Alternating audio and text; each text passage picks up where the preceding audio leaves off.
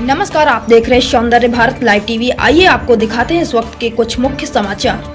धर्मरक्षा संघ की एक संगोष्ठी भागवत मंदिरम वृंदावन में आचार्य बद्रीश महाराज की अध्यक्षता में आयोजित की गई संगोष्ठी में प्रधानमंत्री श्री नरेंद्र मोदी जी से मांग की गई कि वक्फ बोर्ड को पूरी तरीके से समाप्त कर सनातन बोर्ड का गठन किया जाए। धर्मरक्षा संघ के राष्ट्रीय अध्यक्ष सौरभ गौड़ ने कहा कि वक्फ बोर्ड 1954 में अंशवैधानिक रूप से लागू किया गया, जिसे कांग्रेस सरकार और मजबूत करती रही। अब इस वक्फ बोर्ड की कोई आवश्यकता नहीं है, अब सनातन बोर्ड का गठन होना चाहिए। धर्मरक्षा संघ के मार्गदर्शक महंत मोहनी बिहारी शरण ने कहा कि जमीन जिहाद का पर्याय बन चुके वक्फ बोर्ड को पूरी तरीके से समाप्त कर देना चाहिए। भस्मासुर बन चुके वक्फ बोर्ड की जमीन गरीबों में बांट देनी चाहिए। महामंडलेश्वर स्वामी कृष्णानंद महाराज ने कहा कि जब से वक्फ बोर्ड बना है तब से आज तक किसी गरीब मुस्लिम का कोई भला नहीं हुआ। वक्फ बोर्ड केवल कुछ गिने चुने मौलवियों और मुस्लिम नेताओं की जागीर बनकर रह गया। महंत अतुल कृष्ण दास महाराज ने कहा कि दुनिया के किसी भी मुस्लिम देश में वक्फ बोर्ड नामक संस्था नहीं है। केवल भारत में वक्फ बोर्ड बनाकर कुछ निहित स्वार्थी तत्व अपना निजी फायदा उठा रहे हैं। वक्फ बोर्ड को अविलंब समाप्त कर देना चाहिए। संगोष्ठी में महंत दशरथ दास महाराज, ज्ञानेश महाराज, श्रीदास प्रजापति, संगम द्विवेदी, धर्मेंद्र गिरधर महाराज, सच्चिदानंद महाराज, ध्रुव नारायण देशराज उपाध्याय, भास्कर शर्मा आदि उपस्थित थे। देखिए ये खास रिपोर्ट श्रीदास प्रजापति, राष्ट्रीय महामंत्री धर्मरक्षा संघ के साथ वृंदावन से। चाहे वह हिंदू, एससी हो, एसटी हो, ओबीसी हो, जनरल हो, कोई भी हो, जो वहां से भागकर के आए उनको मिलना चाहिए था। लेकिन पूरी तरह से भारतीयों को कुचला गया, भारतीय संस्कृति को कुचली जा रही है। के द्वारा आयोजित इस भागवत मंदिरम में जो गोष्ठी आयोजित की गई है, इस गोष्ठी का यही उद्देश्य है कि जो वक्फ बोर्ड जैसा दीमक लगा हुआ है इस सनातन हिंदुओं के देश में, भारतवर्ष में, जिसको धीरे धीरे खोखला करता जा रहा है।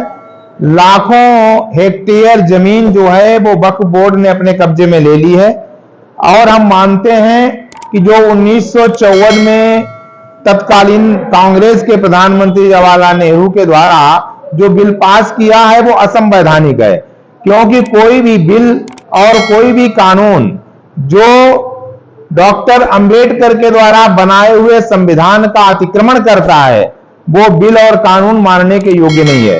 संविधान में ऐसा कोई भी धारा, ऐसा कोई नियम और कानून नहीं दिया गया है जिसमें धर्म के आधार पर कोई संगठन बन जाए और वो राष्ट्र की भूमि को, किसी देश की भूमि को कब्जा करे। और ये जन कल्याण का संगठन नहीं है, बल्कि एक भू माफिया के रूप में काम करता है। इसलिए हम सभी सनातनी हिंदू आज धर्म रक्षा संघ की इस बैठक में इस बात की मांग करते हैं। प्रायः यदि किसी भी प्रकार का धर्म के ऊपर, राष्ट्र के ऊपर या हमारे सनातन के ऊपर कोई भी संकट आता है, धर्म रक्षा संघ उसमें अग्रणी भूमिका में रहता है। इस वक्फ बोर्ड के द्वारा जिस प्रकार का अनैतिक कार्य हमारी स्वतंत्रता के बाद और हमारी अनेकता का लाभ उठाते हुए हमारे विपरीत विचारधाराओं के लोगों ने किया, आज समय आ गया है मोदी जी के रहते हुए ये संभव है कि इस कुरीति को, इस बुराई को, इस भस्मासुर को और इस बड़ी भारी आपदा को जो हमारे राष्ट्र के ऊपर आई हुई है, आज जितनी संपत्ति वक्फ बोर्ड ने अधिगृहित की है और उसमें हमारी सेना के पास, डिफेंस के पास जितनी भूमि है और हमारी रेलवे के पास जितनी भूमि है उससे बस थोड़ी ही कम भूमि, यानी लाखों एकड़ के रूप में वक्फ बोर्ड ने अपने कब्जे में ले रखी है। ऐसा कानून के जिस किसी पर भी वो हाथ रख देता है वो भूमि वक्फ बोर्ड की हो जाती है और उसका कोई भी न्यायालय उस वाद को स्वीकार नहीं करता है, न वहां पर कोई वाद चल सकता है। इसके लिए वक्फ बोर्ड में ही जाना पड़ता है। और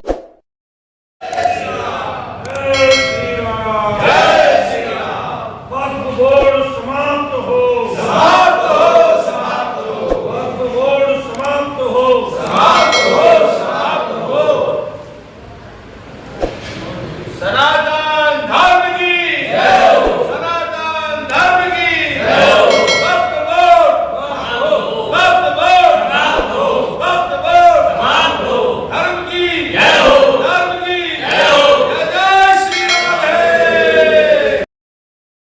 संगोष्ठी में पधारे हुए सभी संतों और धर्म रक्षा संघ के पदाधिकारियों को मेरा साष्टांग दंडवत। मैं आज आप सब लोगों के सामने एक ऐसा विषय रखने जा रहा हूं कि जैसा आप सभी लोग जानते हैं कि बहुत जल्दी संसद में वक्फ बोर्ड का एक कानून अधिनियम बदलने के लिए रखा जाना है।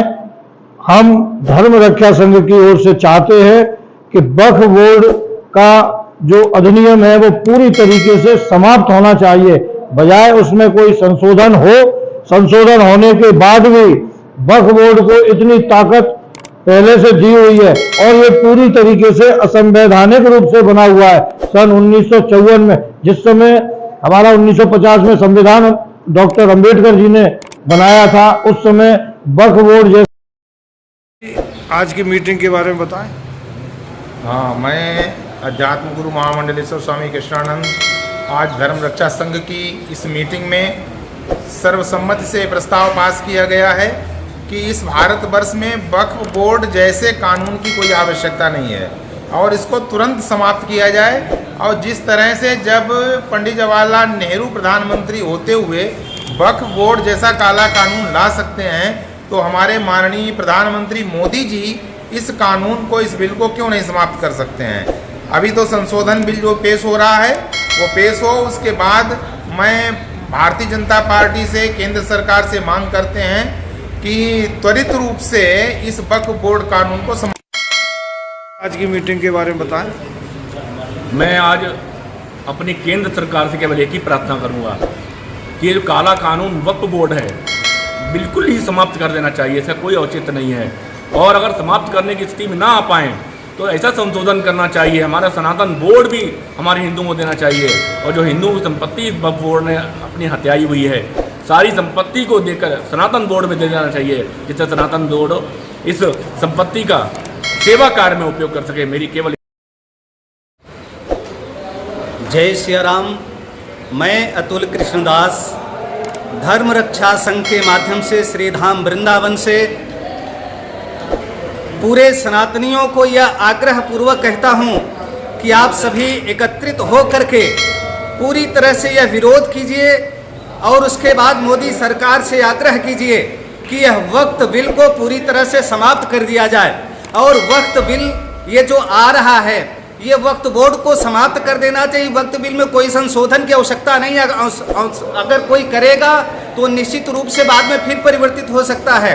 और जो इसके पास संपत्ति है, उस संपत्ति को शत्रु संपत्ति घोषित करके गरीबों में बांट देना चाहिए।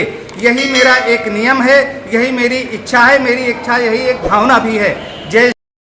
वक्फ बोर्ड का जो अभी तक देखने में आया है कि वक्फ बोर्ड पूरी तरीके से एक भस्मासुर हो चुका है। अब इसमें संशोधन की कोई आवश्यकता नहीं है।